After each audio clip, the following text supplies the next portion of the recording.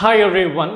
இப்போ பார்க்கிறது இன்னொரு இன்ட்ரெஸ்டிங்கான ஒரு ப்ராப்ளம் நீங்க யோசிக்க வேண்டியதுதான். Two particle which are initially at rest. ரெண்டு ஆப்ஜெக்ட் இருக்கு. ரெண்டு ஆப்ஜெக்ட் ஃபர்ஸ்ட் ரெஸ்ட்ல வச்சிருக்காங்க. எதுவும் மூவ் பண்ணல. Two particle which are initially at rest move towards each other. இப்போ ரெண்டு பேரும் மூவ் பண்றாங்க. இவரை நோக்கி வராரு. இந்த ஆப்ஜெக்ட் அந்த ஆப்ஜெக்ட் நோக்கி போகுது. Towards each other under the action of their internal attraction.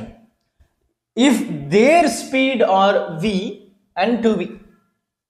At any instant, எந்த ஒரு particular point எடுத்தாலும் சரி, ஒரு ஆப்ஜெக்ட் உடைய இன்னொரு ஆப்ஜெக்ட் உடைய velocity 2 times greater இருக்கு. Then the speed of center of mass of the system will be. நம்ம யோசிக்க வேண்டிய விஷயம் இல்லையா? என்கிட்ட இங்க ஒரு ஆப்ஜெக்ட் இருக்கு 1, இன்னொரு ஆப்ஜெக்ட் இங்க இருக்கு. என்ன பண்றாங்கன்னா இந்த ஆப்ஜெக்ட் இவரை ஃபேஸ் பண்ணி மூவ் ஆகுது, இந்த ஆப்ஜெக்ட் இவரை ஃபேஸ் பண்ணி மூவ் ஆகுது. ரெண்டு பேரும் நெருங்குறாங்க. இந்த நெருக்கம் எதனால ஆகுது அப்படின்னா இந்த ஆப்ஜெக்ட் அதாவது இந்த சிஸ்டம்ல இருக்கக்கூடிய இன்டர்னல் ஃபோர்ஸ்னால இது நடக்குது. அப்ப நம்ம இன்டர்னல் ஃபோர்ஸ் சொல்லியிருக்காங்க. இந்த ஆப்ஜெக்டுடைய வெலாசிட்டி v அப்படின்னா இந்த ஆப்ஜெக்டுடைய velocity 2v due to attraction. அப்ப இங்க என்ன இருக்க முடியும்? What would be the center of mass அப்படி நம்ம கொஞ்சம் யோசிக்கணும். என்னவா இருக்க முடியும்? எனக்கு ரெண்டு ஆப்ஜெக்ட் ரெஸ்ட்ல இருக்கு. ஒரு ஆப்ஜெக்ட் இப்படி வருது, ஒரு ஆப்ஜெக்ட் இந்த பக்கம் வருது, இன்டர்னல் ஃபோர்ஸ்னால. அப்ப இந்த ஆப்ஜெக்டுடைய சென்டர் ஆஃப் மாஸ் எப்படி இருக்கும்? கொஞ்சம் திங்க் பண்ணி பாருங்க. நம்ம ஒரு போட் ப்ராப்ளம் நம்ம பேசியிருந்தோம்.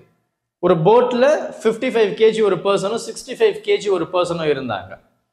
இந்த 55 kg பர்சன் 65 kgக்கு பக்கத்துல போகும்போது என்ன ஆச்சு சென்டர் ஆஃப் மாஸ் அப்படின்னு சொல்லி கேட்டிருந்தாங்க. அந்த போட்டுடைய எடை 100 கிலோகிராம்.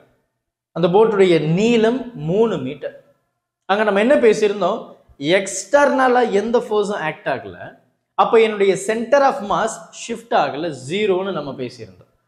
இங்கேயும் அதே தான். ஏன்னா இங்க கேள்வியில தெளிவா கொடுத்தாச்சு, இது இன்டர்னல் ஃபோர்ஸ்னால நடக்கிறது. அப்ப எக்ஸ்டர்னல் ஃபோர்ஸ் இங்க இருக்கா? இல்ல. அப்ப எக்ஸ்டர்னல் ஃபோர்ஸ் இல்ல அப்படின்னு சொல்லும்போது இந்த இடத்துல சென்டர் ஆஃப் மாஸ் ஷிஃப்ட் ஆகி இருக்குமா? கண்டிப்பா நடந்திருக்காது. அப்ப என்னுடைய சென்டர் ஆஃப் மாஸ் என்னவா இருக்க முடியும்? It doesn't shift. Centre of mass is 0. இதுக்கு முன்னாடி எங்க இருந்ததோ அதே இடத்துல தான் இருக்க போகுது. ஸோ பொறுமையா பாருங்க. டவுட் எதுனா இருந்தது அப்படின்னா கமெண்ட் பண்ணுங்க. Thank you. Help others with a smile.